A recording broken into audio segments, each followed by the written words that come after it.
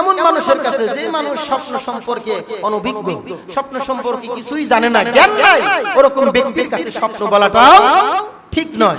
কোন জ্ঞানীমান ব্যক্তির কাছে স্বপ্ন বলাটা ঠিক আছে যদি সে ভালো তাবির করতে পারে।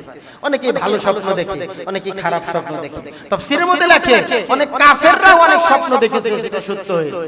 যেমন পারস্যের সম্রাট স্বপ্ন দেখেছিল সে কুফরি অবস্থায়, সেটা সত্য হয়েছিল। বুখতেনাসার যে বিখ্যাত একজন কাফের বাদশা ছিল, দানিয়েল আলাইহিস সালাতু ওয়াস সালামের কাছে স্বপ্ন বলেছিলেন, দানিয়েল আলাইহিস সালাতু ওয়াস সালাম সেই কাফেরের স্বপ্নকে তাবির করেছিলেন, সেটাও সত্য হয়েছিল।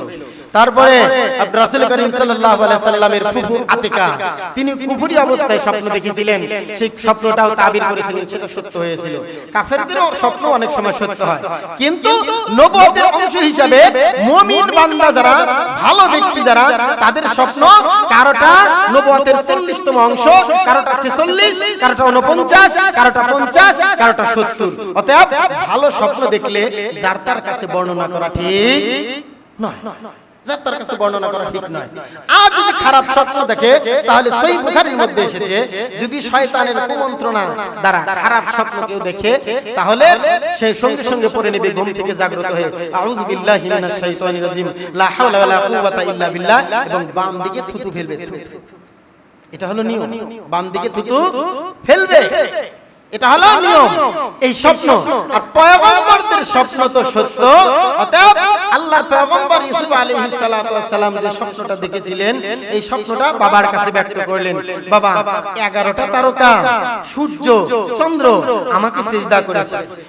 তাফসীরে কুরতুবীর মধ্যে লেখেন এই স্বপ্নটা বলার সঙ্গে সঙ্গে আল্লাহর পয়গম্বর ইয়াকুব আলাইহিস সালাতু ওয়াস সালাম সন্তানকে নিষেধ করে দিলেন এই স্বপ্নটা কারো কাছে ব্যক্ত না করতে, কারণ তোমার ভাইদের দ্বারা তোমার ক্ষতির আশঙ্কা রয়েছে।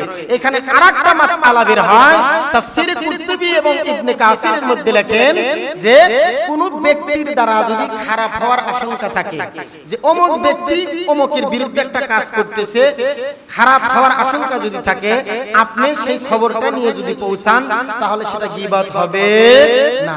তার অনিষ্ট থেকে মানুষকে বাঁচানোর জন্য, ওই ব্যক্তির মন্দ কাজের অনিষ্ট থেকে মানুষকে বাঁচানোর জন্য সেই কথাটা বলে দেওয়া গীবত হবে। আমার একটা খারাপ গুণ আছে, যে গুণের কারণে অন্যজনের ক্ষতি হচ্ছে, অতএব আমার এই খারাপ গুণটা মানুষের কাছে প্রকাশ করে দেওয়াটা জরুরি, কারণ আমার দ্বারা মানুষের খারাপ হবে, ক্ষতি হবে। অতএব যেমন শয়তানের দ্বারা মানুষের ক্ষতি হয়, আমরা যে তার সম্পর্কে বলি এটা গীবত হয়। আমরা যে ফিরাউনের কথা বলি, তারপরে নমরুদের কথা বলি, এটা কি গীবত হয় না? এই চরিত্র যেন কারো ভিতরে না আসে, এর যে খারাপ কাজগুলো করেছে এটা যেন কারো ভিতরে না আসে। এক ব্যক্তি খারাপ কাজ করতেছে, ওই ব্যক্তির দ্বারা অন্যের ক্ষতি হবে, এই জন্য ওর গুণগুলো এদের কাছে বর্ণনা করা, যাতে করে তার থেকে মানুষ হেফাজতে থাকিতে পারে। আল্লাহর পয়গম্বর ইয়াকুব আলাইহিস সালাতু ওয়াস সালাম সেই দিক খেয়াল করে ইউসুফ আলাইহিস সালাতু ওয়াস সালামকে এবার বলতেছে, ক্বালা ইয়া বুনাইয়া লা তাকসুস রুইয়াকা আলা ইখওয়াতিকা ফায়াকিদু লাকা কাইদা ইন্নাশ শাইতানা লিল ইনসানি আদুউম মুবিন। আল্লাহর পয়গম্বর ইয়াকুব আলাইহিস সালাম ডাক দিয়ে বলে, বাবা রে, আমি তোমাকে অত্যন্ত ভালোবাসি, ওরা 10 জন তোমাকে দেখতে পারে না। ও বাবা, ইয়া বুনাইয়া, হে আমার বৎস, লা তাকসুস রুইয়াকা, তুমি তোমার এই ঘটনাকে বর্ণনা করো না, স্বপ্নকে বর্ণনা করো না, আলা ইখওয়াতিকা, তোমার ভাইদের নিকটে, ফায়াকিদু লাকা কাইদা, তাহলে তোমার জন্য তারা গভীর ষড়যন্ত্র করবে। এটা কিচ্ছা বলা উদ্দেশ্য নয়, প্রত্যেকটা আয়াতের ভিতরে শিক্ষণীয় ব্যাপার আছে।